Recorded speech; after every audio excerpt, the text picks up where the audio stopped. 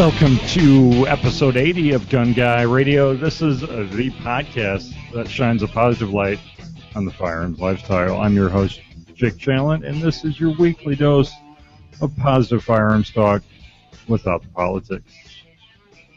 Well, this is our first Google Hangout attempt, and in like a year. We did it back in the long day. time ago, right? Didn't we do the Halloween show as a Google Hangout?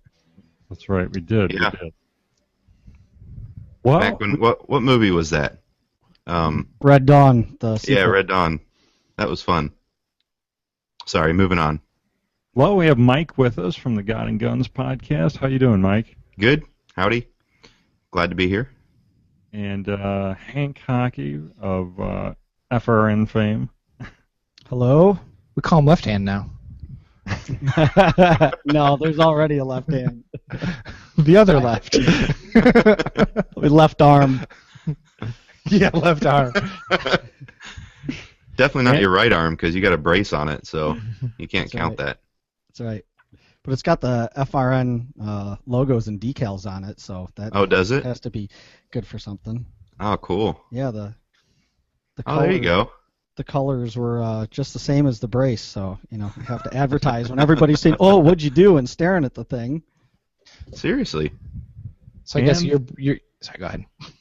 I was going to introduce you, Zach Carlson from the Fat to Fit podcast. How you doing, Zach? Not too bad. How are you? Doing great. Somehow I didn't shave your head when you were out here. I don't know what happened. It's shorter. It's a lot shorter than I used to have it, so it's shaved in a way. Oh, so that's good enough then. I'm highly disappointed. I'm here to disappoint. Well, you're doing a great job. Well, a couple announcements first. We have a newer show on the network, the Handgun Radio Podcast. It's actually already has 4 episodes out. That's with Ryan Machad out of the Northeast, and he covers all things handguns. The latest episode was on unusual handgun calibers. A really good show, and you can check it out at handgunradio.com, and you can check out all the Firearms Radio Network shows by going to firearmsradio.tv/iTunes. Well, this week, for a main topic, we are talking listener feedback and a little bit new shooter FAQ. So I wanted to start off, this was a suggestion by a listener, this first segment. It's called, What If You Could Only Have 5 Guns? And I'm going to play his voicemail. Andy left. After I stopped the intro music.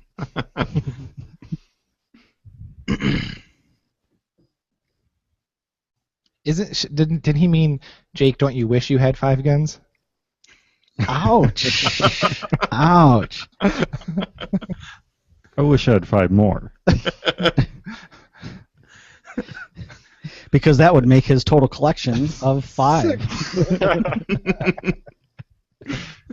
Yeah, I should really buy a gun. I run the Firearms Radio Network. And, so these are off-the-shelf options. I made that little caveat here. And it's what if you could have only 5, not like 5 more, not... Can I ask why it was only off-the-shelf options? So to give other people the option of replicating our list? Right. I thought we could link to them, like you did, Mike, in the show notes.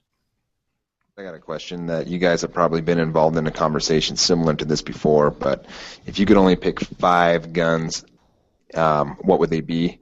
And that's not as a fantasy list or in a survival-only situation, but just if you were limited to only having 5, if your wife said you get to pick 5 guns and that's all you get, where would you go? I'll start the conversation. I think I'd want a .22 caliber of some variety, and I'd pick a lever-action rifle. So I would have like a Marlin Golden 39A or like a Henry Golden Boy in a .22. That'd be pretty sweet.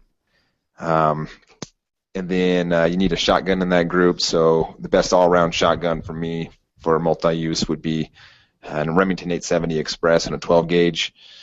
And then you need a pistol, so you need to go with something like a Glock 19 and a 9mm. and I want to have a revolver in my group, so a 357 mag would be awesome. And you got to have in your collection some sort of high-powered bolt action. I'd pick a 30-06 and something durable and accurate, like a Ruger American or a Remington 700. And so that way I could have all my bases covered. Got a nice little 22 lever action, Glock 19 and 9mm, Remington 870 and 12 gauge, 357 mag revolver, and bolt action 30-06. What do you guys think? Wouldn't it be easier to get a new wife? I think it was really nice of him to leave that message. I mean, Yeah. Really well thought through, and I mean, he spoke as if he figured we were going to address it. So, I think that's a really good idea as far as seeing what all you guys think too. Well, Mike, why don't you go first? What'd you pick? Okay. Well, I'm going to tell you what's on the list itself, but it has since changed because I actually had never thought of this, because obviously I have the guns that are on my wish list or on my fantasy list, but I've never actually thought about if I can only have so many, which would I get? So this was new for me. So then I filled out my list yesterday, and as I thought about it some more today, it has changed. But I'll go ahead and tell you what the first list had on it. First, number one, Glock 17. So Mike gets two lists here. No. It's one condensed list. We'll put it that way. But I only changed one item on it, though, so it still counts. So obviously, Glock 17, and because it's just a limited list, I would use that as my carry gun, competition gun, everything. So I like the capacity on it. I've got the Gen 4, and I love it. So that's going to be my first. And then the one that I ended up changing was the Benelli M4. And I put that on my list for basically my home protection gun, but later on down my list I'll tell you what I'll use for that. But the Benelli M4 is going to be replaced. That's no longer on my list with a Remington 700. Like what was the listener's name that left the voicemail? Andy. Okay. But yeah, like he was saying, having a bolt action on there is pretty important for him, and I think for me is the same. So I'm going to change the Benelli M4 to just some sort of a bolt action. I've got the 700 in 308. Who makes that some sort of a bolt action? What company is that? Remington 700. Oh, okay, 700. All right. Never Yeah. mind. Did you just change your list after you saw my list? Me? Yeah, you. No. Okay.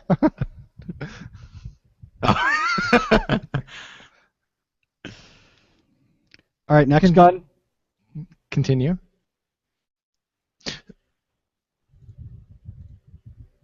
Did we lose Mike? He's got the constant Joker smile on his face, so I'm assuming he's going. All right, well, I'll jump in. You jump in. So Ruger 1022 takedown, because it's nice and portable, and who doesn't need a 1022? The Smith & Wesson M&P 9mm Pro Series, which is also a competition length. Smith & Wesson M&P AR-15 and 5.56. Classic Remington 870 12 gauge. Can I interrupt you real quick? Oh no, I'm sorry. Go ahead. I see your last list. I'm sorry. Go ahead. And Springfield Xds 45 ACP for a nice concealable backup gun. That was my question. I was going to say, what are you going to use for your concealed carry gun? Then I looked down and I saw your XDS. So yeah, that makes sense. That's a good list. Yeah, I think it's pretty Reasonable. Well-rounded. It has something for I guess it doesn't have a high caliber rifle, but the AR-15 does. Oh, high caliber. Yeah, I gotcha. Well, the thing with that is, if you really wanted to do like big game hunting, you could put a slug in the 870 and fairly close range. And then Oh, you live in that's- Illinois too, that you can't Yeah. even use a high caliber rifle for deer hunting and stuff. Yeah, that's a good point. It'd be interesting to see how much it would cost to make your dream list. You know, if you added up how much actually the retails on all that stuff is, it's probably less than you think. You could probably get into that for under 5,000, I would think. Oh, for sure. Yeah. Because I mean, your most expensive is what, your AR, right? And that's probably I'd say under 1,000, something like that. Yeah. Yeah. Yeah. So what did you pick, Zach? You know, it's kind of funny. My list kind of mimics what I actually own. There's only one deviation. So number one, the Glock 19. Currently, I have a Gen 4, and I was actually surprised. I've got a rural current manufacturer. I think it was manufactured in June, I think. And it's been great so far. I've shot a couple hundred rounds at least through it. And I really do like the Gen 4 stippling. It's not so much the grip size, because I can get that with the Timberwolf pistol in the full size, but the stippling is really nice and grippy on that. So I like the Gen 4 Glock 19. That's my general purpose pistol. You can do pretty much anything with it. Then I follow that up with a Daniel Defense V7 lightweight AR-15. That's the one I currently have. I do like the lightweightness of it, and putting a ACOG on it. It's a general purpose scope, 4 power. You can use it for close and longer range. So that's my general fighting gun, I would call that, or general plinker gun, or carbine. Then this is a new one. So I had the 1022 takedown like you had, but I was recently looking through distributor exclusive Lipsies. We just set up an account with Lipsies, and they offer a 1022 with a factory threaded barrel and a factory fiber optic sight. I was just going to ask if it came with a threaded barrel, because I think it was Troy, the new co-host on the God and Guns podcast, that he said he just got one and has paperwork in for a suppressor. Well, that's the beautiful thing, because I had the 1022 takedown and I sold it because I didn't care for it that much over everything else that I wanted to keep it. But now I was just visiting at a gun store, and the owner actually did the threading and the setback of the sight, and so now they're doing it from the factory, and it's not that expensive. It's very reasonably priced for having to do that stuff aftermarket. So I think that takedown with a can in the bag would make a really great general plinking, or a small game gun, or a survival rifle, whatever you want to call it. And then I follow that up with a Car PM9. That's just the best CCW pistol for me. Really slim, 9mm. You can technically carry it in a pocket or inside the waistband like I do, but really great gun there. And then I follow it up with the Remington 700 in either 300, 308, or 30-06 for big game and long range. So pretty rounded list. I'm back. Okay, so you Mike, you left off with the M4, changed over to the 700. So what's your next rifle? Or gun? Yes. So then my next one is sorry, let me Number get my 3. list up Zach, here. let me go back to your list. You didn't put a shotgun on there. I think this is gonna be hearsay, but I think the shotgun is becoming quickly obsolete. Was that because everybody's running out to buy them because that's the only ammo that's available, and everybody's Uncle Joe Biden says that that's all you need? I just think for the recoil penalty and the capacity penalty that you take for a shotgun, it's not quite worth it for a lot of people. It has its place for sure, but I don't think in a lot of situations it's the best choice option. Well, I guess if you're not into if you're not into turkey or any kind of waterfowl or anything like that, or skeet, I mean, really. Yeah, exactly. And a lot of this stuff it's regional, really. I mean, like what you guys can hunt in Illinois is completely different than what I can hunt in Idaho. So we have turkeys, but they're right in my front yard. I can throw a rock at them and kill them. But so I don't need a shotgun for that. Wait a minute. Did you say you can throw a rock and kill them? Hypothetically. Yeah, see, in Illinois maybe throw a rock, but in Illinois we need a FOID card to do that. Yeah, exactly. And you got to ask the turkey's permission, probably. That's all right. So yeah, a shotgun will work in a lot of those situations. It's just for me, it doesn't seem like it would take a coveted 1/5 spot. I gotcha. Okay. Yeah, no, that makes sense as long as you don't have a need for that. I mean, otherwise it's just getting it for luxury. Okay, so then are we still online? Yeah, you're on number 3. Yes, let's go. I'm just checking. We all did all of our lists except for Hank. Except for me. Okay, so then my third one would be a Benelli Super Black Eagle. That would be my hunting shotgun. And then, so then I put a Tavor in there, and that is basically what I'd be using as my home defense as well. Can we go back to your Benelli real quick before you move on? Can you just Sure. get a shorter barrel from the? Can you get an additional barrel to put on that Benelli to make it a shorter barrel for home defense? Do they offer that like Remington and all the Mossbergs and all that? I'm not sure. I would think so. I mean, most shotguns have the option of getting at least one other length barrel. Yeah. See, we could skirt this 5-gun rule by making accessorizing. Well, yeah, but I think the whole off-the-shelf thing probably True. defines that, I guess. There you go. According to their website, Super Black Eagle, the field barrels are only available in 24, 26, and 28 inch. Okay. Guess you got to break out the hacksaw. Yeah. So then, yeah, I put a Tavor in there, and then my fifth would be a 10-22 carbine. And I know most people that want the 10-22 really like the takedown.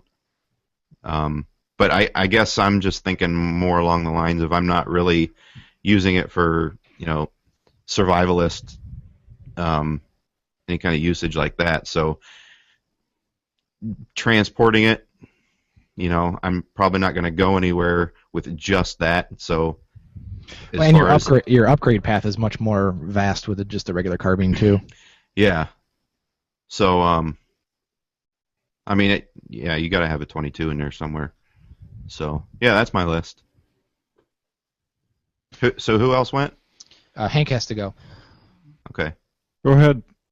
All right, so same thing as a few of you, Ruger 1022, and I, like Mike, not looking for the takedown only because of what Zach said. You do have a lot of aftermarket prospects and things that you could do with it, more so than the takedown version. And like Mike said, I think a 22 is necessary in there. And when I looked at this list, I didn't have anything specifically in mind, like survivalist mode, bug out, get out of town, and you're going to need certain things like that. So I kind of looked at everyday carry and the fact that I plan on using some of these guns for 3-gun as well too.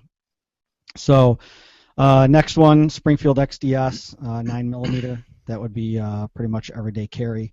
I mean, I've got my XD 40 subcompact now, which I really like, and that will be my everyday carry once we can do that here in Illinois. But it's a little bit bulkier than what I would like. So I think at some point that'll get traded in and go with an XDS. Shotgun, Benelli M2 3-gun. Again, not necessarily home defense setup. I was looking at that as a 3-gun option because my current Mossberg 500 doesn't fit the bill very well for a 3-gun. This could be a very apt home defense shotgun, couldn't it? Yeah, it could be. I just, Isn't the M2 convertible at least has the option to where you can switch between pump and semi-auto? You know what? I don't know. To me, it looks like it's a autoloader, isn't it? Yeah, it's an autoloader. I know Benelli makes one that's they do make one that's convertible. Yeah, this is their 3-gun specific. Gun. It's got the bigger bolt release and bigger bolt catch or whatever on it. I gotcha. And it's got a nice big long magazine tube. Right. Looks like a nice fiber optic sight. It looks like a nice shotgun. Yeah. And again, I'm looking at this for.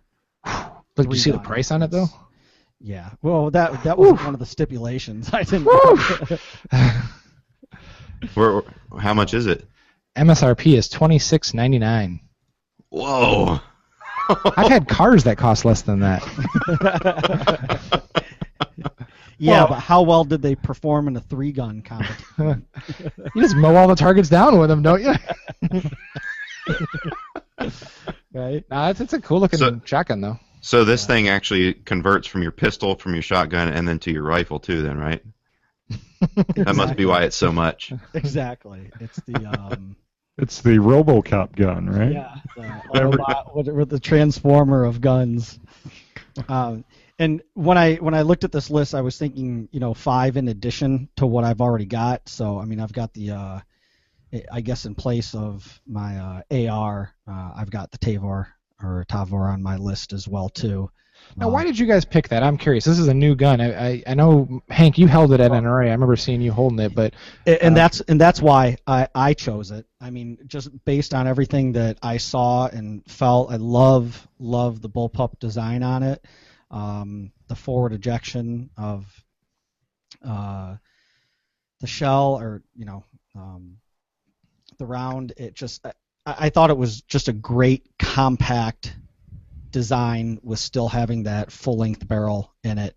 Well, and it takes standard AR magazines too, right? Yeah. So I mean, there's a plus there. I just like obviously I like the design, but I really like the bullpup concept, and especially like if you're going to be using it for self-defense, I think it's really cool to have the shorter rifle. Overall, I just think it's a really sweet looking gun. I mean, did you pull the trigger on it when you had it, Hank? Yeah. Did it feel weird? No, it really didn't. And Zach, you had mentioned, it's a new gun too, and I think it's new to our market, but the Israeli Army's been using them for, I want to say like 15 years or 20 years. It's been quite a while that's been their gun. I was not aware of that. That's interesting. Yeah, I haven't had the chance so to hold one yet, but they really look like they just would be like really ergonomically comfortable. It was. So close quarters scenarios, like you said, home defense, and you're cruising down your hallways carefully and slowly and stuff. It's just really yeah. That's why I said cruising slowly. So. A little bit of an oxymoron there. But yeah, just the whole package, I thought it was just very ergonomically well put together, for so much of a gun in such a smaller, tighter package.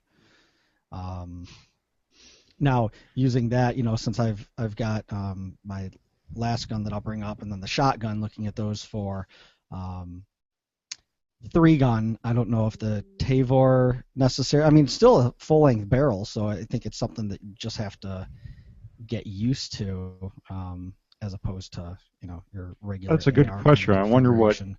category you would fall into on 3-gun if you used a bullpup. What's Yeah. the difference, really? Don't they do it by optics and caliber? Yeah, I think it would be the same.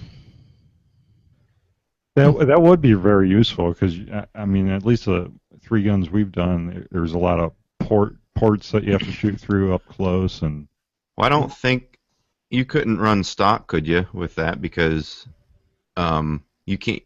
The Tavor doesn't even have iron sights, does it?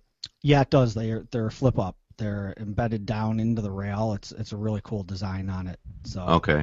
you don't normally see them in most of the pictures that you see out there. They're collapsed down. Oh, okay. And then the last one, I did the same as Jake with the Smith & Wesson M&P 9 Pro Series competition length. When we did the Glock versus XD versus M&P trials about, I don't know, That feels like forever ago. 10, 12 months ago. That was the first time that I'd really done anything with the M&P handgun, and out of the box, I think everybody shot the best with that thing, whether you'd picked one up before or were used to it or not. And it just felt really, really comfortable. And I know there's a lot of people that really like the 1911 platform or the Glock platform for 3-gun, but I think just a all-around 9, you get that in the competition length, and it can just really serve in a lot of purposes. So. Can we really quick talk about the surprises of this list? Just looking at it, to me, I'm surprised. There's no 1911. No, there's only one 45, and it's Jake's carry gun. And I expected somebody to put a KSG shotgun on there, Celtic KSG for some reason. I don't know why, but well, here's the thing. I was going to actually put the KSG on there until I was thinking, well, I've already got one shotgun that doesn't serve much of a purpose in 3-gun competitions, so the KSG is definitely going to be not get me to where I want to be with that. So, again, the KSG, like the Tavor, I mean, it's a great compact design and stuff. I think if I had 6 or 7 guns to choose from, definitely the KSG would be on there as well too. Well, yeah, I mean, we're just really limited because, I mean, it's only 5, and I think we're... Right, because Andy had the idea of only 5. Now, why he couldn't... No, Andy's wife had the idea of only 5. Oh, okay. I mean, let's be realistic, Mrs. Andy. Give us a list of 15, and, we're good. Well, I mean, the way I approached it was, I guess, trying to have at least one for every, I don't know if I want to say need, but I guess that's the closest word I can use, one for every need, but... Utility or purpose, I guess. Yeah. So that's kind of the way I approached it, but as far as having a 1911, I mean, I would pick a Glock over a 1911. As far as a 45 goes, I wouldn't choose a 45 until I had these 5 guns. I think the more interesting question is if you only had $2,000 to spend on guns alone and accessories, not counting ammo, but just the guns and accessories you wanted to outfit the guns with. Because then you could say, well, I'm just going to get one $2,000 gun, or I'm going to get 4 Glocks. Well, yeah, I mean, you could, with $2,000, you could probably get some lower end. You could probably get 5. You could probably get 5 guns on the lower end. You could probably get a Glock. You could probably get a lower end shotgun. 1022 for sure. Yeah. I spent on my 700. I spent less than 5. Probably couldn't get the Tavor. That'd probably put you over the top. But I mean, yeah, I probably couldn't get an AR-15 in there, but. But you could get like an MMP Sport. Yeah. Get you in the game at least. So that's just an interesting question, but I like everybody's list so far. So Zach, do you not have a bolt action rifle right now, or? No, I do. I have a Remington 700 and 300 Win Mag. Okay. And then I've also got a Savage Mark II 22 long bolt action. Okay. And then what was your little quip that you wanted to jab me with, Jake? Go ahead. Oh, I'll do that in the after show. So, Jake, why did you pick Smith & Wesson for your AR-15? Just curious. Because of Julie. Because I know it's a go-to off-the-shelf, rifle that's going to be good to go. I guess many of the ARs though are, I don't know. I probably since I was already going with an M&P handgun. Well, I'll say that I had an M&P AR-15, and I wish I never would have sold it. It was one of the better ARs that I ever had. And I have to have everything matching, so. Cut their eyes. And I've only had one AR, and I've got the M&P 15, and I absolutely love it. So. And I just have to say, I think next week we're going to go back to podcasts. We're not going to do Google Hangouts anymore because I'm getting text messages via my wife, who's watching this right now, telling me to dream on about a $2,600 Benelli shotgun. Oh, I'm sorry, I shouldn't have mentioned the street price. I don't like this real-time chastising from my mom. Yeah, because she never downloads it and listens to it later. Exactly. Wait, were you grabbing one off the shelf and she ripped your arm off, and that's why you got the brace on there? Come on, man! You said that you'd keep my secret. Yeah. Well, it's always that would have been cheaper than the surgery. Trust me, she should have just let me get the $2,600 shotgun. Oh, I also like how Zach, when you after you put down your 700, you put in parentheses long-range fighting rifle. I like that. You didn't put the S word in there. It's because Oh, he yeah. can't throw rocks that far. So. Yeah. Turkeys get out there pretty far. That's a perimeter defense rifle there. There you go. Oh, you need to get a catapult for that. Well, Touche. it's always fun to talk about, if you could only have so many, or, I thought it was interesting that Andy gave the caveat that it's not in a like end of the world situation, because then my list would have been far different then. Yeah, I didn't Right. listen to that beforehand, so I would have changed it a little bit. Yeah, no, it definitely put things kind of in, real world. I guess what would we actually get? At least for me, it was. And it got me thinking too, because I kind of had in mind what, kind of what's on my list as far as what I actually want to get next, but it kind of has me thinking differently. But the whole off the shelf kind of thing is what I'm not going to go off of, because I don't know that I'd buy an AR off the shelf. I want to build one, so. The cool thing is there are so many good factory guns nowadays that we can do this with an off-the-shelf.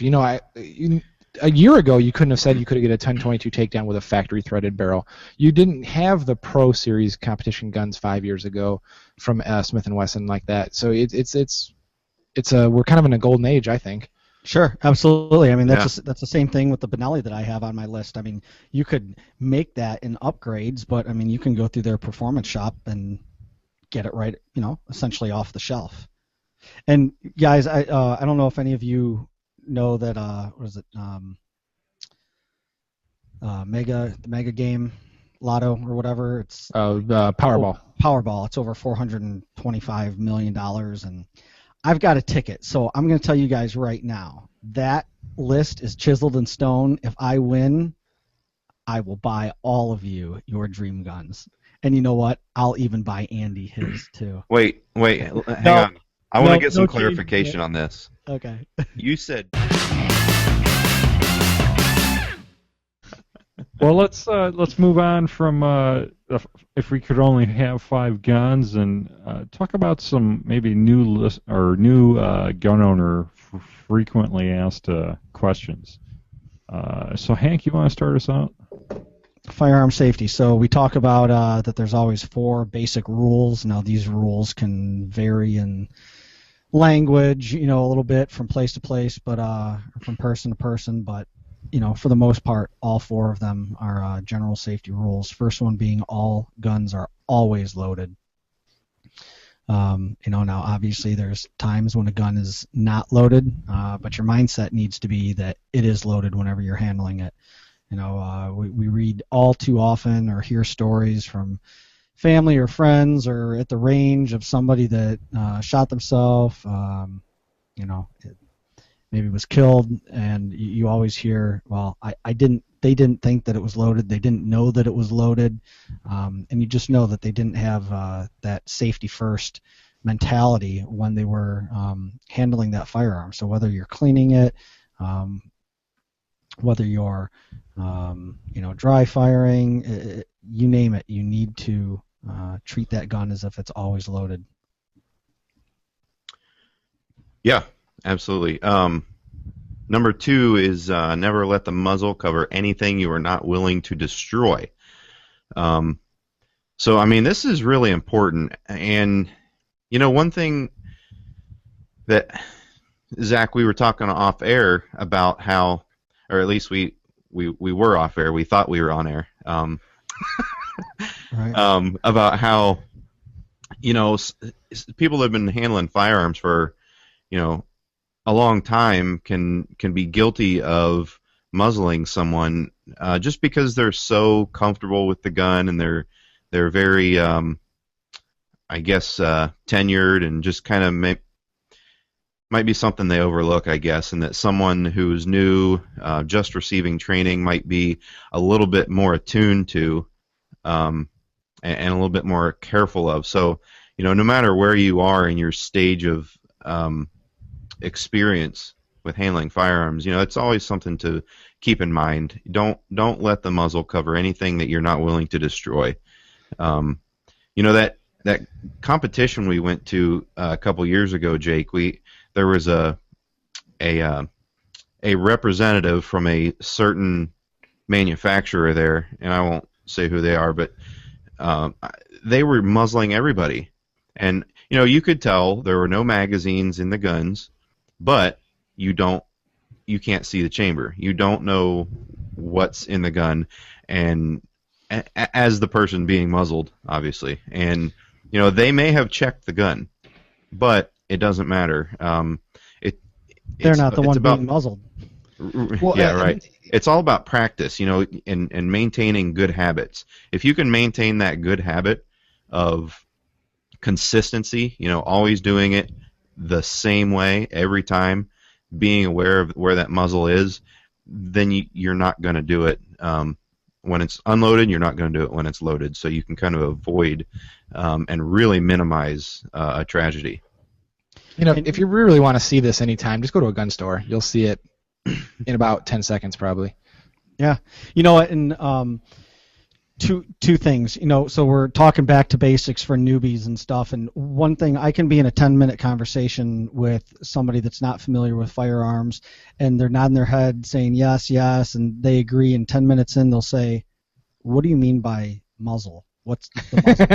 So, I mean, I don't want to, just assume that everybody listening understands exactly what we mean by that, because that's common. That comes up to me, and basically when we say you don't muzzle somebody, it means you don't point the end of the barrel where the projectile is going to come out, the end of the gun, the business end. You don't point that at something that you're not willing to kill or destroy.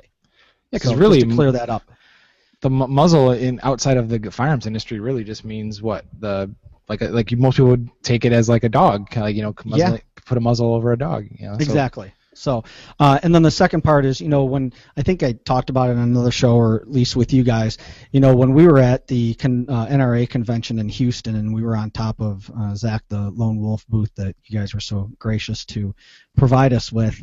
There was nothing more satisfying to me than seeing parents down below with their kids, and these kids handling the firearms, and you could tell which ones were taught the 4 basic rules of, safety when it comes to guns, because they were cognizant 100% of the time and handled firearms better than half of the 30 and 40 and 60 and 70-year-olds that I saw walking around that place. And that just stood out. And, you got to give props to parents that are doing it the right way and teaching their kids from the very beginning, what's important first and foremost.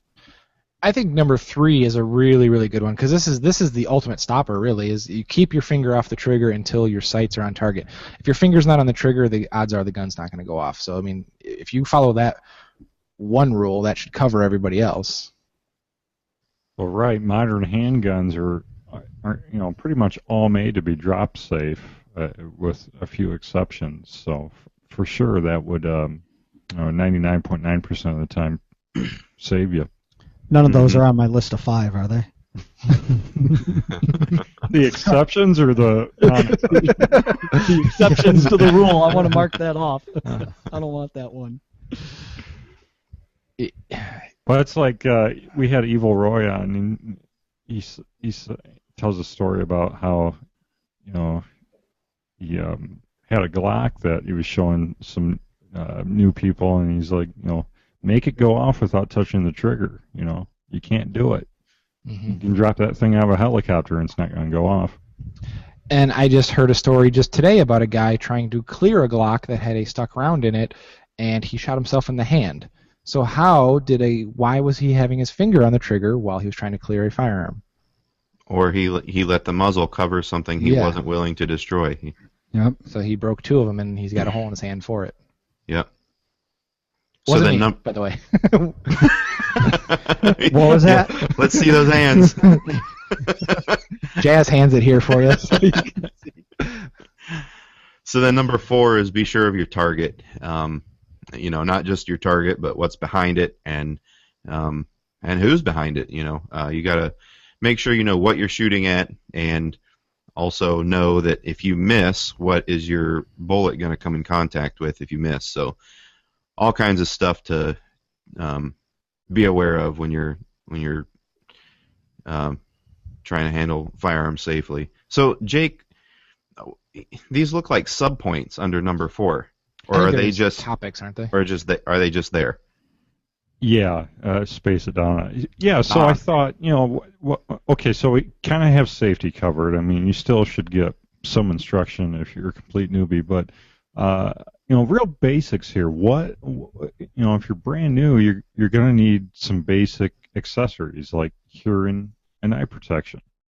Me personally, for hearing, I like electronic muffs because they have a switch on them that amplify normal talking, so you can hear range commands, you can hear if there's an issue on the range you need to stop, but then when the firing happens, it electronically cuts off and it still saves your hearing. So I use a Howard Light Sport Impact ones, but there's plenty of electronic ones out there. Mm-hmm.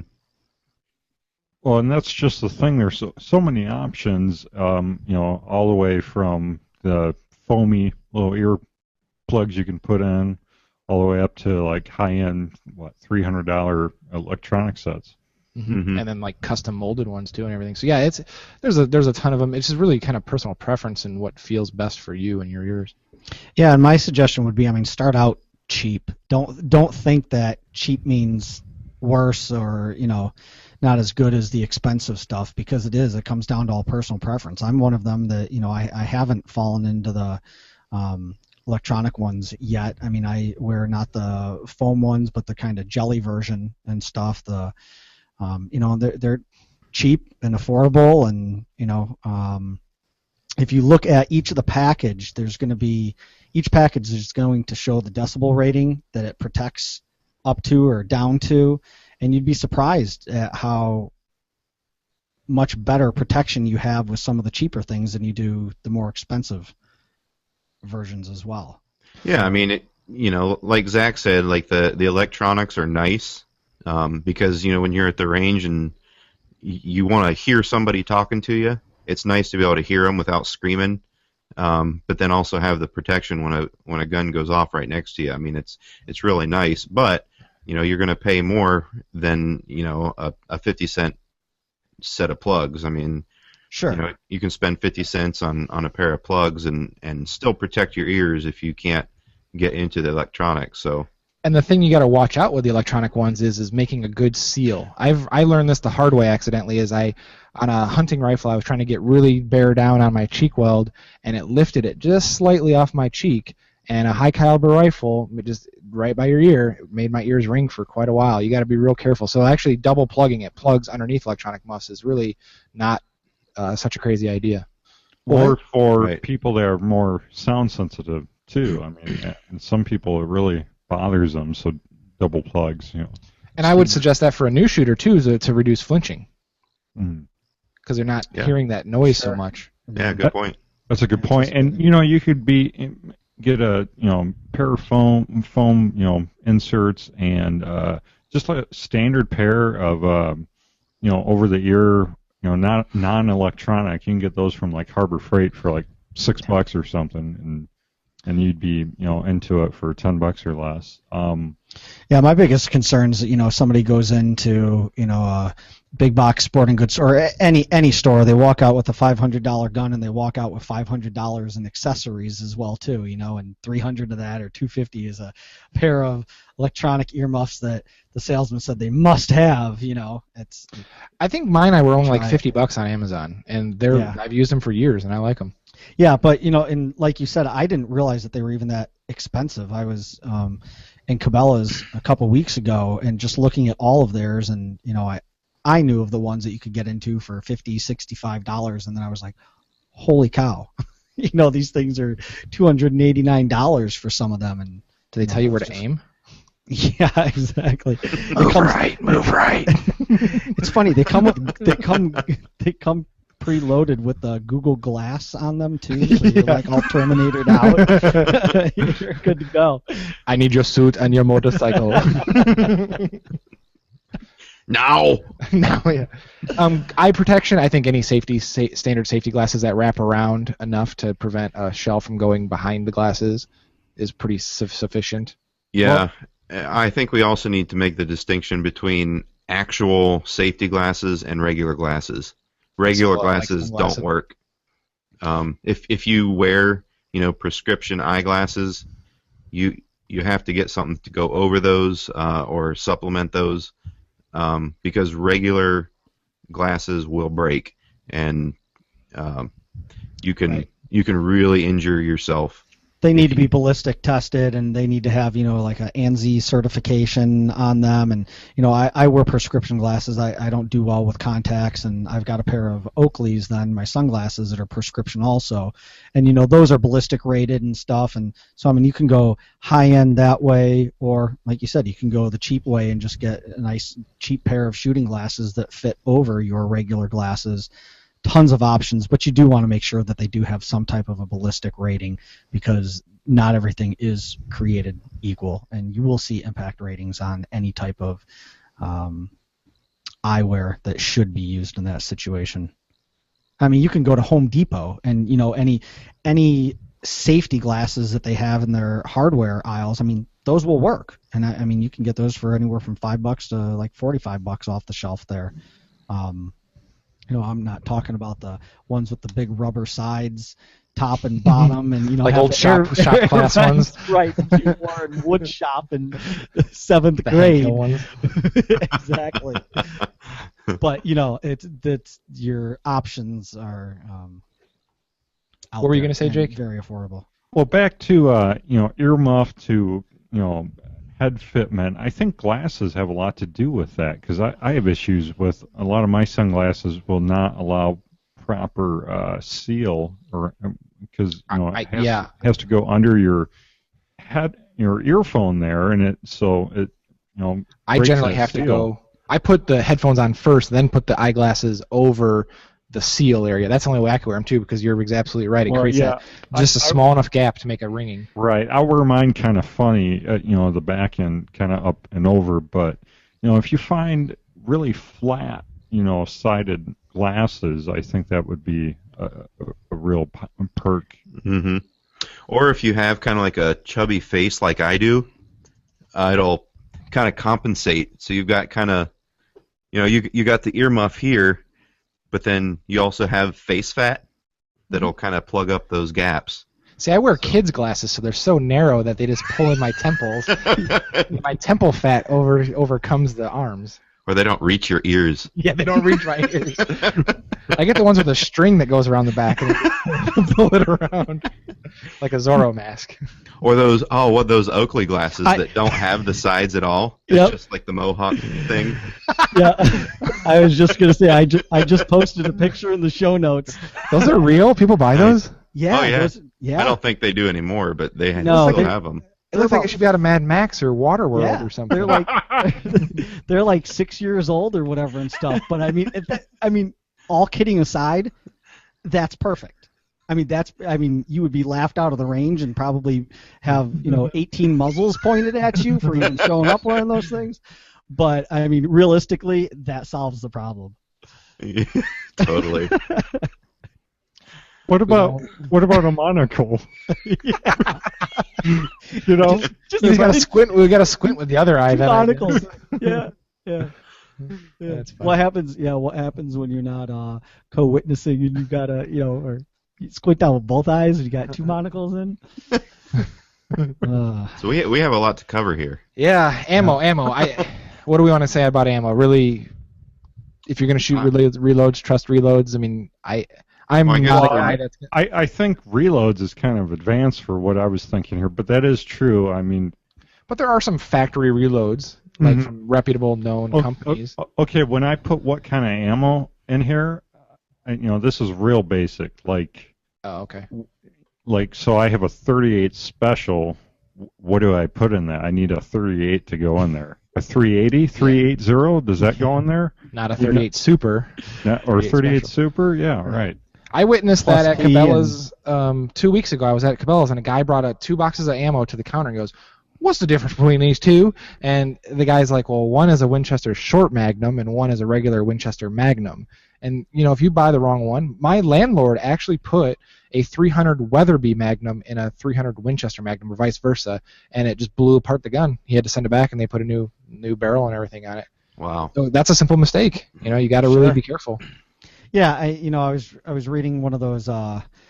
It shows caliber by size and everything, and there's some goofy things in there.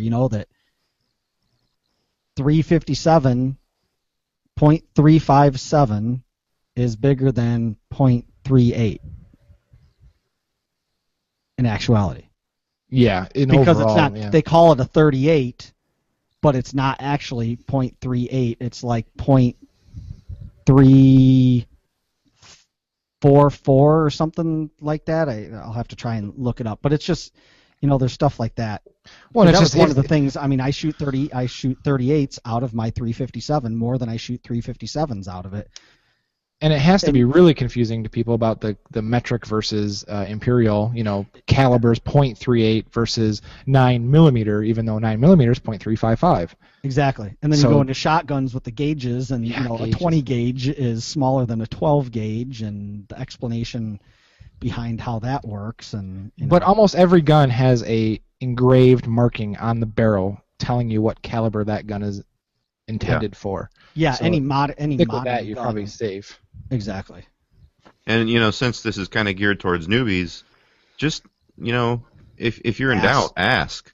You're going to be buying ammo hopefully from someone that's behind a counter. So, and then when you're done asking, ask somebody else. Yeah. Just to make sure too. That one. If you're buying Walmart ammo, you might want to go ask somebody else. I was going to just say, if you're at Walmart, that's a different story. Right. Newbies aren't allowed to buy ammo at Walmart. You need to go to a real gun store. That is actually totally true. And that's not just Walmart. Hey, I'm gonna mention Farm and Fleet. I was in our local Farm and Fleet a couple months ago, and I'm not kidding. This is not a joke. I went in asking for 22 to see if they had any in the back, and the lady that I asked, she seemed so sure of herself. No, we don't have any of that. It's not here. And she, went around the corner. So I was kind of looking to see what else they had on the shelf. She came back, and she said, "That's a shotgun caliber, right?" No joke, she did. So, Hank, you're right. Don't trust one person. Well, or you can be like, will this work in this gun? And, just get a typical big box store employee, like, yeah, sure, whatever. Right. Hey, if it fits, put it in there. Like when I was in AutoZone the other day, and that's what she said. Yeah, I was going to lay off of that. I was in AutoZone the other day, and I was getting donut gaskets for. That's what she said. Powdered or chocolate covered. Anyways, donut gaskets for my wife's Suburban, and I asked, do you guys carry the bolts for putting new bolts, because I want to put new bolts in it, and the guy's like, oh, well, they're just regular bolts, a bolt's a bolt. I'm like, well, what size does it take? He's like, oh, it's just a bolt. A bolt. Yeah, it's a 16-penny bolt. Yeah. I'm like, well, there's different diameters. He's like, oh, the circle part. Yeah, that's typical AutoZone right there. So how do you store it? How do you store the gun? Well, that's the other thing. So you get a new gun, and some localities, some big cities actually have laws on how you store your gun. Which is crazy to begin with, but generally, if you're just a new gun owner, you're only going to have one. So it doesn't make sense for a lot of people to buy a safe or even a locker type deal. So a lot of people will keep it in the container they bought it in, and a lot of them, I think every gun has to come with a gun locker now, right? I think it's the law. So yep. You'll have a gun lock on the gun itself, but a lot of these cases are lockable themselves also. So I would double lock it if it was me. So you can get a cheap. You're talking about like a cheap plain old field case for like $20, whether it's a really pistol or rifle. Yeah. You can But get even a don't cheap even case. factory cases lock now? Like didn't your Springfield case have a locker on it? Lock spot on it? Yeah, now a lot of handguns will come with a nice hard Oh, yeah, plastic I'm sorry. case now, but like a long gun's going to be in Yeah. a cardboard box. Exactly. Yeah. So you'd have to buy a separate case, which is only like $10, $15, something like that. Yeah. Sure. Well, you said lockers. Really the stack on lockers are really they're all under $100, the smaller ones. Mm-hmm. So Like there's 70 or 80 for the 8-gun one, and I just literally it's in my truck now. I just got it today. I got the stack on case, the little pistol box that you put on top of your stack on case. I just ordered one to put my pistols in. Yeah, I have one of those on top of one of mine too, and that's There's nothing in them, but he's got them. completely empty. It's But, full of IOUs and hopes and dreams. I've got pictures of guns in there. I've got pictures of my 5 guns in the list above in the show notes. Keeps all his gun magazines, recoil, guns and ammo, and Yeah, not magazines you put bullets in. no. Right. So story and number. sorry, go ahead. No, go ahead. Go ahead. I was just going to say, it all really depends on what you want. I mean, we talk about the cases that come with the handguns, and they're typically soft case, and whatever. You've got 2 zippers on them, and whether you throw a small lock that can be, defeated with a pair of kids' plastic non-sharp scissors. Some of them are that cheap, and if you've got kids, then do you want something that's a cheaper locker type metal, something with a combination or a key to get into it. There's a lot of different options, and is it, Well, I think is, that's it your for, is first- it for home defense, and it's your only gun, and what are your plans? Are you planning to be able to run down the hall or into a spare bedroom to get it from the top shelf, and by the time that transpires you're done, and the threat's not there, or the threat's taking care of you, and do you have just a trigger guard and it's on it and it's under your mattress? I mean, there's so many different routes you can go. You really need to But plan I think on what you're doing. the first question you have to ask yourself is, do you have kids, and are you trying to prevent your kids from getting in it? That's Right. like going down the flow chart. That'll determine Or- your path. I think. Or do you ever have kids in your house? Not Yeah. just Right. Do you ever have them in there? That's you're right, Zach. That's your biggest concern right there. How do you keep it 100% of the time Right. away from kids? Yeah, I mean, I know the conversations that I've had with my kids, and how I have my guns and where I have my guns, and that's great, but they're, for lack of a better term, they're not the ones that I worry about. It's friends that are over. I mean, you are responsible for it. And you're responsible for the safety of those kids that come into your house, and you don't know what some curious boys are going to do, and they're, Well, you have daughters, say- so I don't know I if have, I have daughters, right? Exactly. But I mean, in all seriousness, I mean, girls aren't typically, as rambunctious and curious about, finding stuff like boys are. That's just my. And if you're trying to get Yeah, a quick access safe, I was just looking at them yesterday on Amazon. Gun Vault, the Gun Vault quick safes with a little finger grooves where you have to type in the code, then the door spring loads open for your nightstand. It's like $100. Yeah. That's think worth they're- the peace of mind alone. I think they're on sale at Midway USA. Oh, well, they're even better. Yeah. And I mean, it was probably 3 years ago that you couldn't touch one of those things for under $250, and I mean, they've really come down in price over the years, and a lot more options. So. Yeah. So now we're gonna clean this gun. Yeah, so how do we clean it and how often? That's determined by your laziness or not. Absolutely. Some people obsess about it and clean it before they even shot it again, and they just want to clean their gun. There's a lot of people like that. I'm not one of them, but I think after all the guns that I've cleaned, I've really come to love a CLP. So we just picked up a new brand at Lone Wolf here. It's called Seal One. It's like runny toothpaste basically, and it's got an orange smell to it. And you slather it on there. It's a cleaner, lubricant, and protectant. So I just put it on there, scrub with a toothbrush, and wipe it off, and it's oiled and everything, and you're done. It's a one-step cleaning process. I think for me that's the way to go. Instead of having.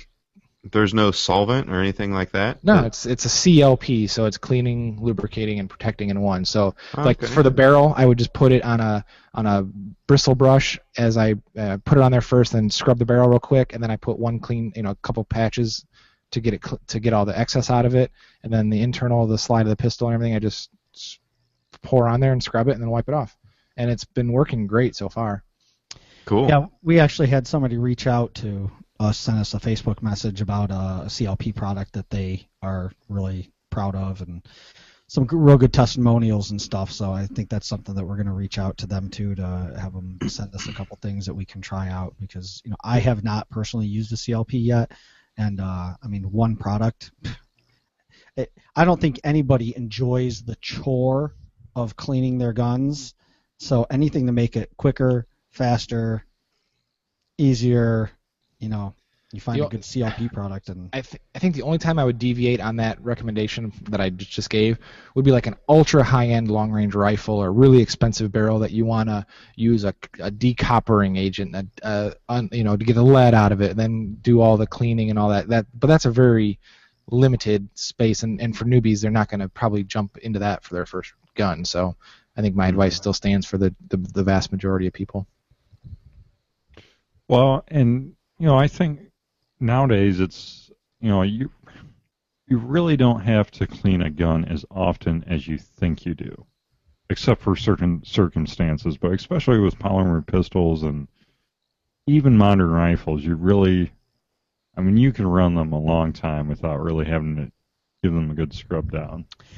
Yeah, I mean, I would say, and this was something that until I got more into firearms, I didn't even realize, until I had the AR and stuff, the difference of some of the ammunition, though. So when you're talking about corrosive primers, that's a time that you're going to have to clean right away if you're using some of that cheaper ammo that does have a corrosive primer. But the nice thing with that is Windex. Yeah, that's like, and cleans it, so it's not like you're having to invest in some really expensive aftermarket products and stuff, and a bunch of them, but it's something you need to do. Brake cleaning. Yeah, like if your ammo came in a crazy 1950s wooden crate with words that you don't recognize what they say, Right. That's probably a good indication. But I think generally the store-bought ammo you're going to buy off Walmart is not a corrosive primer. You buy it at a flea or a gun swap, and it comes in a big sardine can looking thing, So we stored it, we cleaned it. Now where can we shoot it? Depends on where you live. I think it's really regional. If it's a shotgun, you can shoot it off your front porch. Mm-hmm. Hey, now we don't talk about Uncle Joe on this show. No, those are the words of Hank. Yeah. Uncle Joe was back porch. Back porch. Well, I put a link in here to wheretoshoot.org, and this is a website ran by the National Shooting Sports Foundation, where you can just type in your zip code, and it will bring up the closest places, closest ranges, and maybe gun stores with ranges, indoor ranges. Yeah, and I've actually got that. It's called Where to Shoot, and it, like Jake said, it's from the National Shooting Sports Foundation. They have an app out there, at least for the iPhone. And there's an app for that? There's an app for that. And, I mean, I'm looking at it right now, and click on it, and it says Where to Shoot, and you can put in a postal code and then choose, anywhere from 5 to 120 miles or, find near me, and boom, it's right there.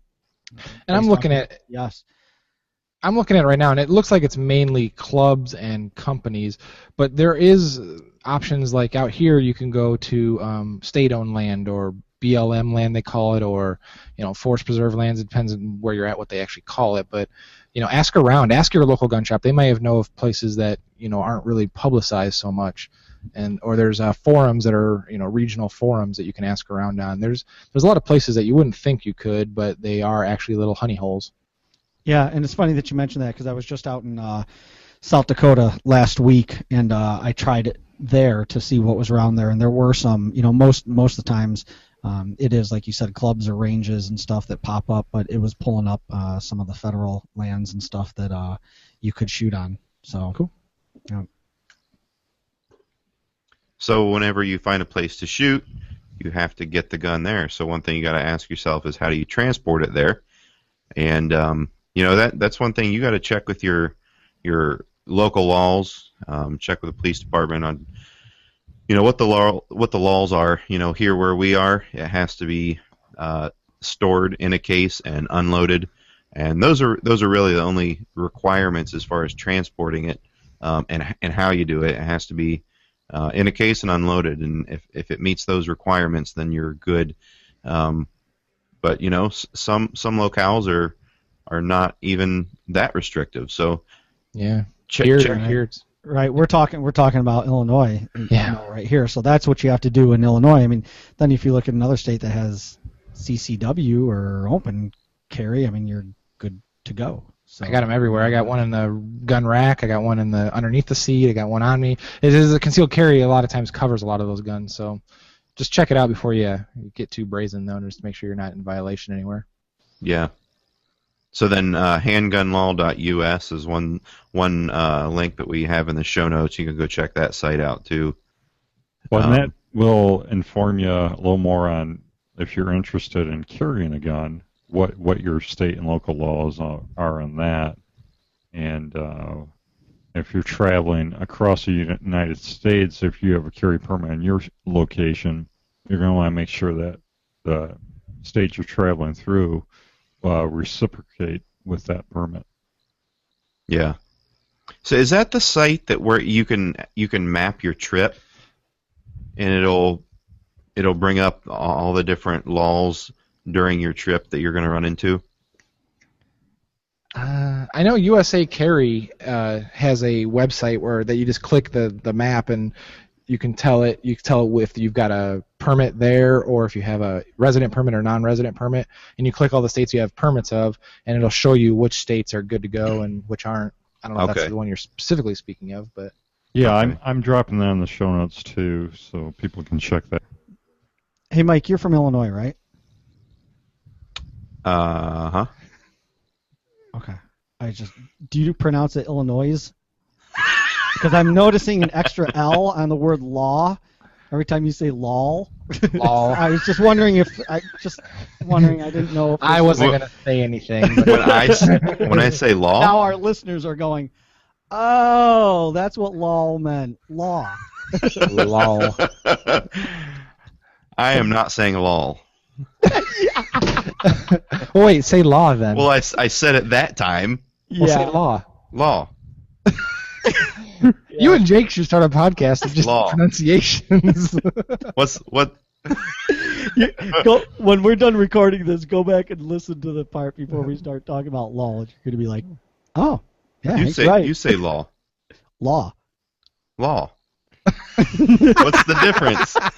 Yours has an L. An extra L. It does not. Yeah, it does. It's okay. He grew up in Georgia, so. Yeah. Okay, that's where I was going with the Illinois. I got gooder education.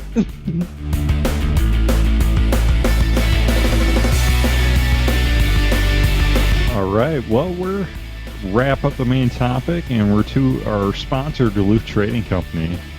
And if you're looking for some manly clothing that has shirts with freedom of movement, FOM, armpit gussets, you guys like that? Is that what you're wearing now? That's what I'm wearing now. I've got armpit gussets right there. Just because nice. they have gussets. Yeah, just because they have gussets doesn't mean you can forego the deodorant, Jake. I am across the table from you. Please. Yeah, they might be more comfortable, Jake, but that doesn't mean they keep you from stinking. Well, you can go to gunguyradio.com/Duluth to check them out. Welcome back to the Gun Guy Radio Product Spotlight, and I'm excited to have a new correspondent, Paul Levy from Brownells, who is a category manager. Hey, Paul, how you doing? Hi, I'm doing well. Thanks for having me on. Well, we gave Josh a little break, and we're going to knock out 4 of these product spotlights 4 weeks in a row. And so what does the product, is it specialist, manager, category manager? Category manager, yep. Sorry. And we got a few of them here. Myself, I work with rifle, handgun, shotgun parts, and then magazines. And we deal with the new products, seek out the new products, as well as when suppliers approach us with their new products. We handle that initial contact and work out that first order and get the right products into Brownells. Make sure we have all the good stuff everybody loves to see in the catalog and on the website. And we also work with all the existing inventory at Brownells, manage that inventory, and work with Josh on promotions. And we stay busy, so we got a few products here at Brownells. Yeah, that's an understatement. How many products do you guys have in your catalog? I hear the number is somewhere upwards of 80,000 right now. Oh, I don't think all of them are in the catalog. Check out our website, and you can scan through them all there. well, awesome. Well, this week we're talking about Apex Tactical and some of their products and a little bit about their company history. So, Paul, Sure. go ahead. Yeah, Apex Tactical, we've been working with them for quite a while, and they're a great company to work with. Always got exciting new products, especially for Smith & Wesson platforms, and that's where they started out, really. Randy Lee and Lisa Farrell, they started the company out there in California, mainly working with revolvers, Smith & Wesson revolvers. Working with those, fine-tuning those. And from the Smith & Wesson revolvers, that evolved into working with the M&P line of pistols. And that's really what they're known for now, is aftermarket parts for those, especially the triggers, sears, and the action components. Right, you see a lot of competition shooters using their products. Oh yeah, the M&P is really growing in that market, and if you want to replace that pivoting trigger on the M&P, their aluminum trigger is a great option to replace that. Still retains the trigger safety. They also have a new polymer trigger, which is a little. It's a price point option. Gives the same effect as the aluminum, but of course in polymer. They always got new stuff. That was one of their new products this past year. One of their newer products, especially for competition, is their square comp, the square shooter, I should say, and that's this right here. It's It really is square. yeah. It's unusual in its appearance, which I think a lot of people are looking for, especially on their competition rifles. It's square, but as you can see, large baffles on that, which tells you it's an effective break. Of course, it's loud like any effective break. Good old Loudener. Yeah, and it's somewhat larger on the bottom, as you can see.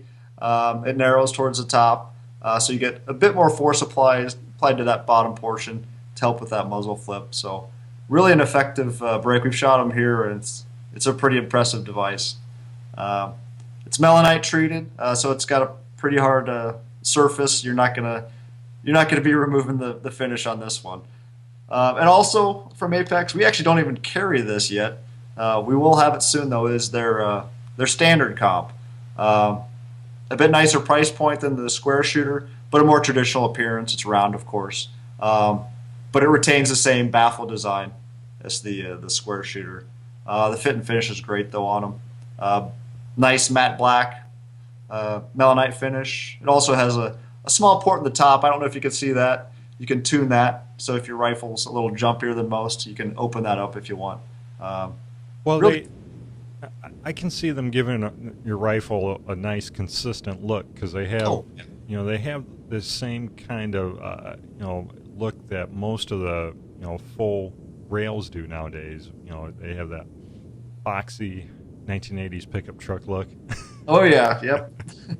If you got your quad rail, throw this on. Yep. Yeah, I think that would go really good with a lot of quad rails rather than having a round one.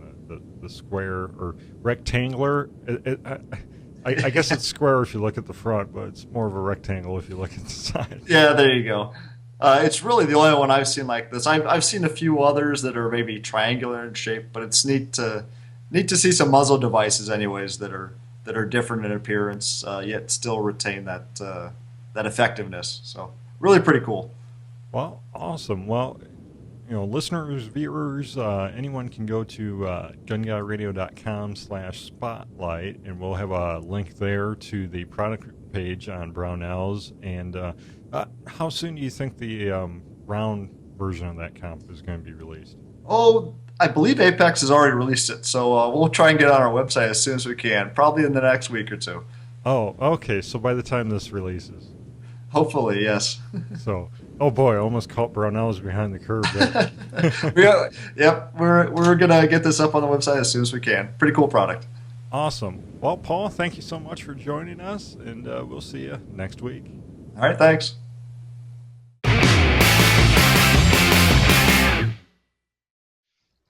But that brings us right to the weekly giveaway, where we give away $20 in Brownells gift cards every week, and you can subscribe to our email newsletter to get entered for these great prizes. So you go to gunguyradio.com/winner, and that's the easy way to sign up for the MailChimp newsletter, and it will double verify. So it'll send you a verification email to confirm that you want to entered into the newsletter. And this week's winner is Philip Gleiser. So, Philip, congrats. He actually already emailed me his address back. And I also always try to include a few Firearms Radio Network die-cut stickers with these as well. So, don't forget to enter at gunguyradio.com/winner. And thank you to Brownells for supplying the $20 gift cards. Well, let's get into some listener feedback here. So we'll switch off and on reading these. The first one is from Lane Douglas. He says, on episode 71, you talked about your new purchase, and this is referring to Zach. Your PM9, I guess, Zach. You had talked about, or Lane's talking about his PM9 is one of his favorites here, and he got a bitone. All steel two-tone version. And then he had it bare coated. Do you know what that is, Zach? It's like another coating. It's a lot of these people put trade names or names on standard coating, so it seems to be like a Cerakote type deal. From what I could just look at cursory. Cool. And Lane was also wondering about that die-cut grip you had talked about. Yeah, that die-cut grip was a grip, A-G-R-I-P, and it's almost like a microfiber or a felty material. It's not like the sandpaper grips that people put on their guns. It's more on the cars, and specifically the back strap is real aggressive checkering, and so after shooting that small of a gun with 9mm, it would kind of leave redness and soreness in the palm of your hand. So this grip covers that and makes it super smooth and super nice, and it doesn't catch on your shirt, so your shirt doesn't ride up on the grip because it's tacking to it. What is that? Velvet? What did I say? Velvet? No, I'm just Velvetal? It's from a movie. I'm trying to picture like a microfiber feel and that just sounds bizarre, like grabbing a caterpillar. Yeah, a really big caterpillar that goes bang. It kind of wears down, and it's just like a microfiber. It's hard to see in the camera, I guess, but yeah. It's super comfortable. It wraps all the way around, and it's adhesive backed, so it wraps around it. And remember those cheap plastic toys when you were little that had like that fuzzy kind of covering over it? And yes, it's like G.I. Joe hair. It's like a G.I. Joe hair. Yeah, there we go. Yeah. Thank you, exactly. Just like G.I. Joe's hair. Why are you laughing at an All-American Hero? Where's Left Hand when you need him? He's a G.I. Joe guy, right? Oh, I love G.I. Joe. I don't know. So, Zach, right. Where can a guy with supple hands like yourself find this A-grip? I got it directly from A-grip. You can just Google A-grip and KAHR, K-A-H-R, and you'll find it. Cool. So, Spence, is it Spencer or is it Spence? Spence. Why you keep throwing extra letters on the ends of these words and stuff, man? I'm just checking with you, Hank, because you like to pick on me about the last letter in words. That's what you get for waving that fresh-baked chocolate chip cookie in the camera to me before we went on air going, looky what I've got and what you don't have. It's so good.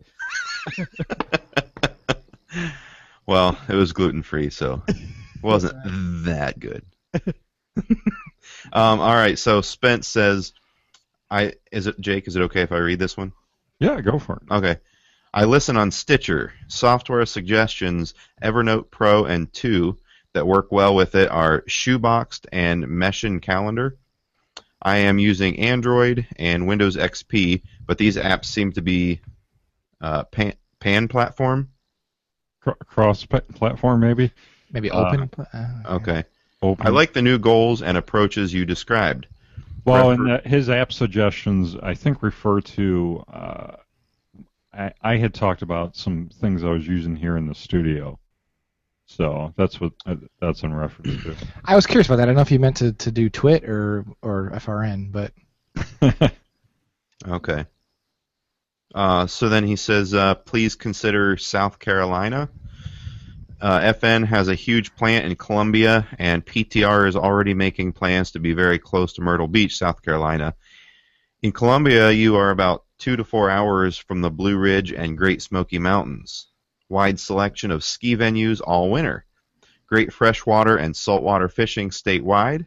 Hunting is whitetail deer, feral hogs, mourning dove, bobwhite quail, and various ducks. Come on down, try it, you'll like it. Hey, I can't complain with that. I mean, I've been to South Carolina several times. It's pretty awesome. I said something about making plans to move out of Illinois at some point. Now I'm getting all these invites from all over the U.S. Yeah. well, I don't know. My last memory of Myrtle Beach, I went there not that long ago, and the first day I didn't wear sunscreen, and my face literally burned off. Like it burned so bad that I was peeling. It looked like I don't know, just it was terrible. It was like Captain America with the red guy that was underneath, and you just rip off, and there was a red skull underneath. So you didn't have a nose; it was just the nostril hole. Yeah. Yeah. And I was in this weird Nazi cave thing. It was really strange. But I'll read this one since it has my name on it, but it's not me. It says, Zach writes, thanks for the advice on recoil management. I recently purchased a tungsten heavy buffer and a Yankee Hill muzzle brake. I was unable to buy the Spikes tactical buffer due to they were out of stock, and the muzzle brake I already had used on my brother's gun, and it works great. I still want to get a Spikes tactical heavy buffer, but will wait till they are in stock. I had a shoot with some buddies last weekend and fit to try it out, and was really impressed with how little my rifle now moves. Thanks again, and love the podcast. Is he talking about the STTU Spikes tactical buffer, I'm assuming? Those are good. You know, it's not made all of tungsten. When people say it's a tungsten buffer, if you take the little polymer end off of a buffer, you can there's a cross pin, you pull the end out of it. There's little pellets of weight in there. That's usually steel and then like aluminum. The tungsten ones are like so many steel and so many tungsten, and then that makes it just heavier. So, little interesting tidbit. All right, next from Sean, it says, I'm so excited for you, and all the hard work is paying off for you and your network. You are doing what you love and paying the price to get out great stuff for me, a faithful FRN listener. I listen to many of the shows on a weekly basis, and I'm learning a lot to apply it to my life. Again, great job and congratulations. As you know, if you listen to Dave Ramsey, as I do, success is the number one reason business fails. But you keep your foot on the rock of Jesus, and he will sustain you. Love what you're doing, and talk at you soon. Thanks, Sean. Yeah, appreciate it, Sean. It really means a lot when I get emails like this. Followers of Dave Ramsey and Jesus as well. So Dave Ramsey's got a new video streaming service out now too. That's pretty cool. So we have a listener named Sean on our podcast, God and Guns. I wonder if this is the same Sean. Probably. We get a lot of crossover. Yeah. I want to give a special shout out to Zeke because I know he's watching us right now. Yeah, he just sent me a text. Yeah. About Left Hand and his G.I. Joe obsession. I didn't get a text. What the heck, Zeke? Mike, you want to take this next one or you want me to do it? Benjamin Lopez. Yeah, I'll take it. I love the Firearms Radio Network. I've been listening to a variety of the shows available on the network. I enjoy Gun Guy Radio, the AR-15 podcast, Tactical Paradise, and God and Guns podcast. I am new to firearms and enjoy what you guys are doing for the firearms industry and the rights to carry. As I listen to Gun Guy Radio episode 75 about the Firearms Radio Network core values, I am reminded about another podcast network that has been around for a while. I don't know if you've ever heard of the Twit TV network, but their story is similar to the Firearms Radio Network, a series of podcasts brought to you by people who are passionate about the industry they represent. The Firearms Radio Network has quickly become one of my favorite sources of information. You guys do great work, and I hope to be listening to you guys for years to come. So, Jake, I mean, if I have this right, you have a lot of, I guess, motivation based off of kind of what Twit's been doing, right? Well, yeah, I mean, Leo Laporte, he's an inspiration to a lot of podcasters, and I'm trying to learn a lot from what he's done and what he's done successfully, and trying to model that here in the firearms community. So, yeah, totally. If you like Twit, I think we'd be remiss not to mention the 5x5 network also. It's the number 5 BY number 5, and that's run by Dan Benjamin. And I've actually quickly went from Twit to 5x5. I like a lot of their podcasts better, but they're both great. Yep, 5x5 as well. Whenever you're doing anything, I mean, the best thing to do is to look at what people are doing in other industries successfully and see what you can implement in your own. So, yeah, for sure. No sense in recreating the wheel if somebody's already got some of that stuff figured out. That's for sure. Well, there's really nothing new. It's just things that have a little bit of a twist or a little bit of your flavor added to them. Well, the real thing Leo Laporte did was he paved the way to actually prove that you could make a podcasting a business and actually create revenue. It's not a hobby to Twit. It's an actual profitable, very profitable, I might add, business. So it's done what other people wish they could have done. Yeah, they generate like $8 million a year in revenue. Mm-hmm. Get you into a pair of pants and out of your mom's basement. What? There's always that stigma that podcasters are just sitting in their underwear in their basement, and they're like 30 years old, still living at home with mom and stuff. That's only Zeke. He put that in last week's Taking Guns. And what kind of boxers were those? Like it was Family Guy. Family Guy, Stewie's. Yeah. Not that I looked. Just rumor has it. All right, Jake, it's your turn. All right, Bill Anderson, he writes, on a topic of always pointing the muzzle in the safe direction, you can fabricate a simple and very effective clearance station by filling a 5-gallon plastic bucket 3/4 full with sand, play sand or mortar sand. Simply point the weapon straight down into the bucket and when clearing or for your first shot of dry fire. I have tested this with handguns chambered for 22 LR, 22 WMR, 380, 9mm, 40 Smith & Wesson, 357 SIG, 45 ACP, 357 Magnum, and 44 Magnum. No test shot penetrated more than 3 inches into the sand. Tests were conducted with... Now, I'm sorry, Bill, but I just picture you like up in your rec room firing all shots. Honey, did it go through the ceiling? No? Okay. 3 inches. Bill, I told you not to do this in here. Take it outside. No, I'm sure you did a controlled test environment. Tests were conducted with full metal jacket and hollow point ammunition. No hollow point penetrated more than 1.5 inches, with the 180 grain 357 mag full metal jacket stopping at 4 inches. I also tested one 223 and one 5.56 load. The 223 Hornady tap 55 grain stopped on the surface after blowing 5 inches of sand out of the bucket, and the 5.56 surplus stopped 3 inches in after blowing out about 6 inches of sand. I hope this helps some of your listeners. It's a cheap and cheesy and throws sand everywhere, but it will stop around from getting to your family or neighbor. I think you could improve that just by putting a lid on it and cutting a small hole and putting like a piece of PVC in there so you could point the muzzle in the tube, and then if it did go off, the sand would be caught by the lid. I think a little bit of sand to vacuum up would be the least of your worries. Yeah, your pants would be the first concern. Well, yeah, I mean, as far as testing it goes, he probably did it outside and didn't have to worry about the sand going everywhere. But I mean, if you if you plan on, handling your firearm safely, and this is just a precaution, hopefully you won't have any sand to clean up. So. Yeah, I think it was a great idea, actually. I think it's pretty cool he actually tested it out. What was the show that a listener wrote in about and was talking about how, like, if you live in an apartment building, there really is no safe direction? That was This Week in Guns. That's what this guy was writing in. Okay, that's kind of the feeling I got from it. But it's that pretty good idea. That would give you a safe direction, though. Yeah. Mm-hmm. Or safer. Right. Yeah. I mean, because after the gun is cleared and you still want to practice that dry firing, that's a good way to do it. I still don't recommend doing it in an apartment building, though. The sand trap?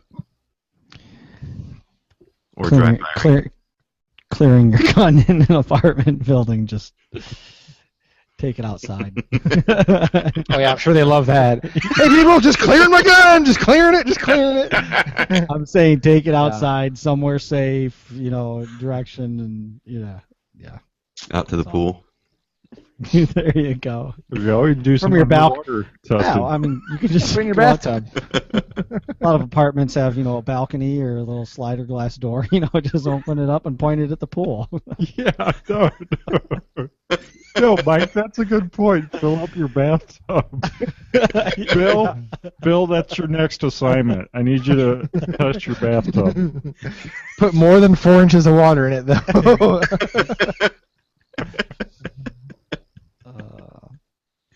No, it's good stuff, Bill. Thank you.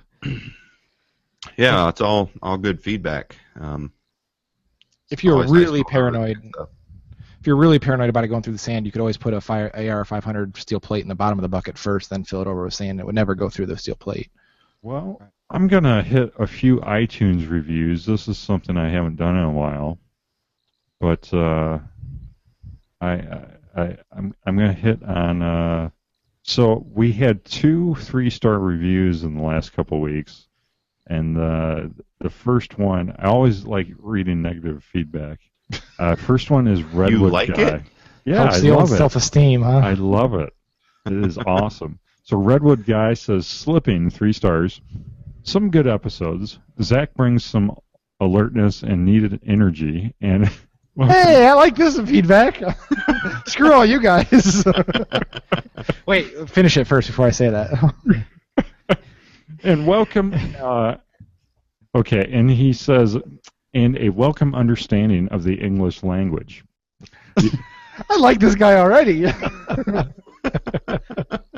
like his lols.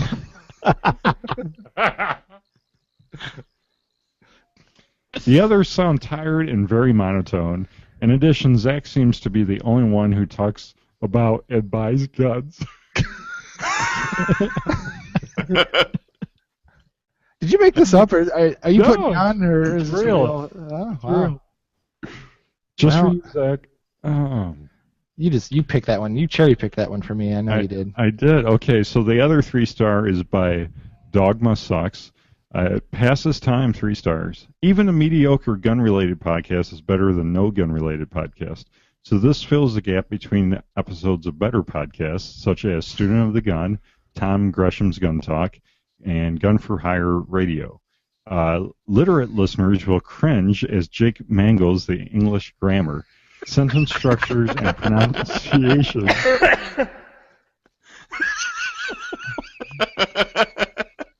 You guys okay?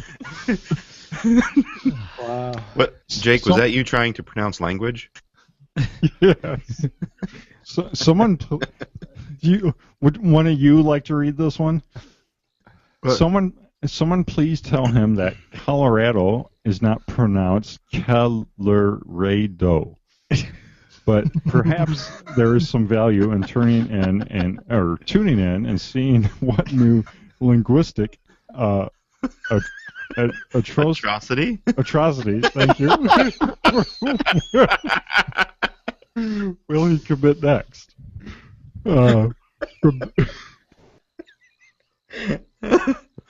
From time to time, the show is elevated by the addition of a guest who is literate and knowledgeable.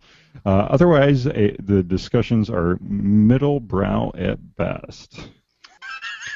I just want to go back to the one before, the slipping one. He says that you guys are sound tired. Well, you guys are 2 hours ahead of me too, so that probably doesn't help the whole tiredness thing. It's later at night than it is here. It's 10:15 right here where I'm at. Same Sure. here. Yeah. The other difference is you guys all have kids that wear you down too. All right, I'm pausing it right now because I need to put a fresh memory card in my recorder. But we're still recording on air, right? That's right. On air, live, you get to see me switching my recorder out. Redwood guy, just email me at zach@lonewolfdisc.com and I'll send you something. I don't know what it is yet, but And Jake, it's called a memory card, not a mammary card, just so you know. And it's lol, not lol. Did you say lol, not lol? I totally did. Oh my gosh.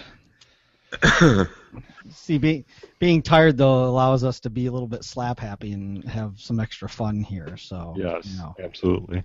Well, Jake, you just got to tell them that you're driving around in a truck all day. You don't actually have to talk with anybody all day, so you don't get to practice. Right. I've been talking to myself every day, practically. So. Well, that wraps up the iTunes reviews. If you want to send your own negative feedback, you can go to gunguyradio.com/iTunes. But really, seriously, we love all the positive feedback. There is a ton here, way too much to read on this show. We're already running way too long. But I think we're only 5 away from 300 iTunes reviews, so you could be the 300th. When Jake says, we love the positive feedback, and it's true, obviously we want positive, but we actually grow from the constructive feedback too. So as much as we, kind of joke on some of the stuff, we do take it to heart, and, that's what makes us better. So. Absolutely. And 300 reviews for iTunes is crazy. I mean, that's a pretty good accomplishment, I think. And what's really cool is there's 295 ratings, which are the easy just click in the star thing, but there's also 255 actual written reviews. That's a pretty good ratio, I think. Yeah, I mean, most podcasts don't get that. I mean, that's saying something pretty good. I mean, you're always going to have the people that are looking for something that specific that is going to really make them give you that 5 stars, but you're always going to get the 3-star, 1-star here and there.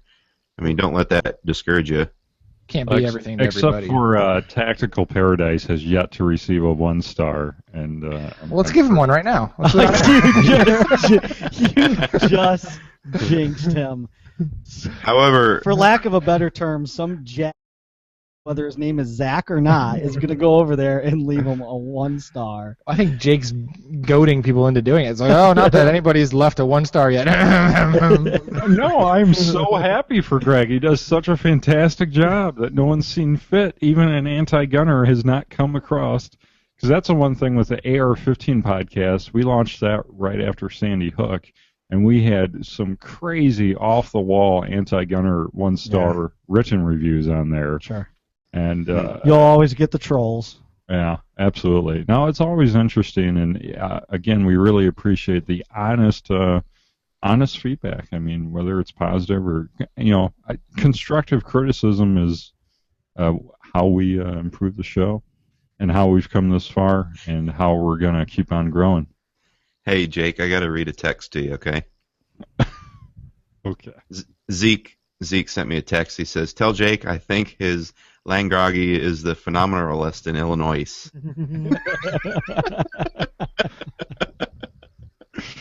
Thanks. You're number one in my book, Zeke. It's pretty damn bad when the guy from the South is telling you how to say stuff. I was just going to say, that came from a Southerner. Yeah, well. Well, I'd like to thank Duluth Trading Company again. I'm sure they're really glad they sponsored the show. And you know what? They don't just have clothing. They also have something pretty cool, a car seat organizer, which will clean up that passenger seat, clean all the junk out of there, and organize it nice and neatly. And I actually had a listener write me saying he got a few of these, one for himself, and I think one for his dad or father-in-law, and they love it. I can contest to that personally. We used to use them when my father-in-law was a contractor, and all of our work vans had them, and they were great. We loved them. That's actually how I got introduced to Duluth Trading Company and stuff. Oh, really? They were bigger guys that needed a little bit longer tail on their shirts, and they found that. Plumbing company? Yeah, pretty much. They had the plumber crack going. But, yeah. Yep, we used a lot of Duluth and wore a lot of Duluth, and a lot of our logoed shirts and stuff were Duluth. They make great stuff. Wait, I just found a new product that I'm going to have to feature this next week if you guys want to look at the show notes. And you think listeners might be interested in this? Yeah. Right, well, that's a little teaser. How big is it? It's 4 Big. 3/4 by 2.5 by 1 3/4. So, well, I mean, they call it a. We haven't even thing mentioned what that's- it is yet. It's a big butted brick of soap. I'm very interested in this. So a brick shape, but just a little bit smaller than a typical brick. well, that says it smells great. How does that fit in your butt crack?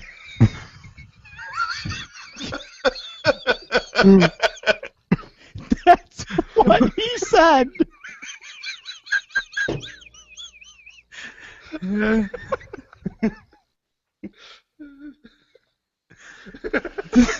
Do the listeners even know what we're looking at right now? No, they've got. You might want to explain, Zach, No. what you're looking at there. It's a bar of soap that's Yeah, it's the Duluth Very Trading large. Company. It's the Duluth Trading Company, and it's called the Brick of Soap.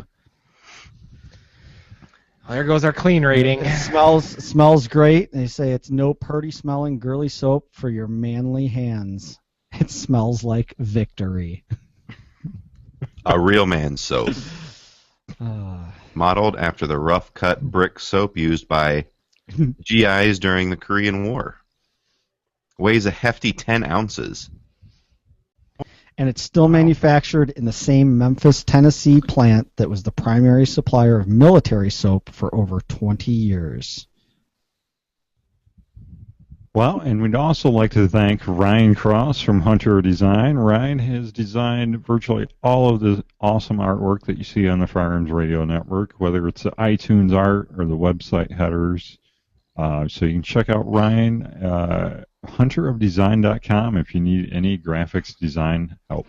Well, that about wraps it up for this show. You can send your feedback to Jake at gunguyradio.com. And you can record a voicemail message like Andy did using the SpeakPipe plugin on the right-hand side of the website.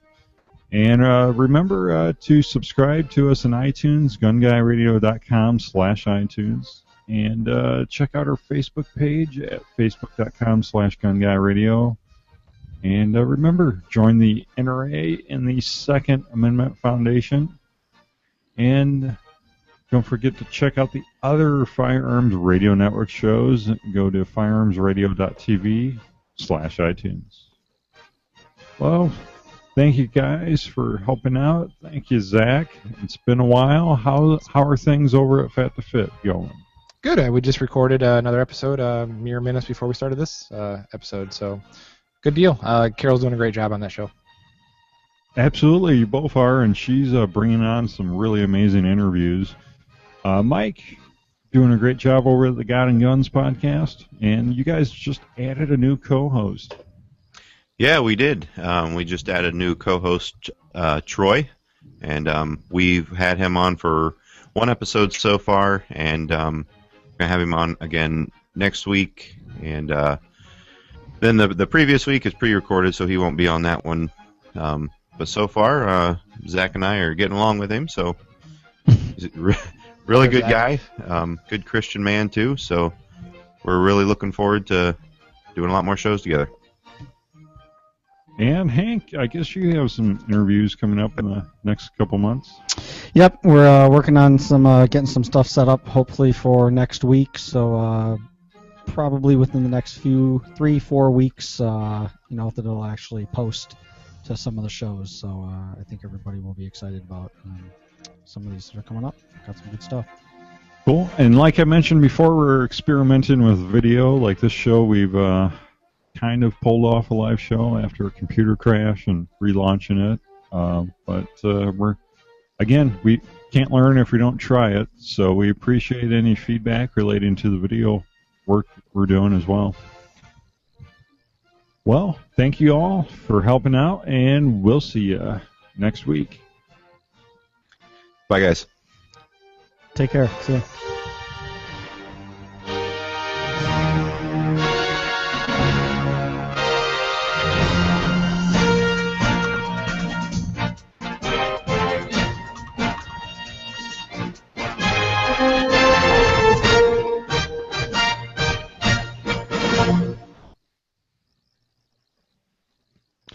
All right, that's a wrap. So they're really murdering you on the. I was looking at this other one that says exceptional. It's a 5-star review, but it says if you're a stickler for proper pronunciation, grammar, or expecting 100% accuracy, you're gonna lose your mind. I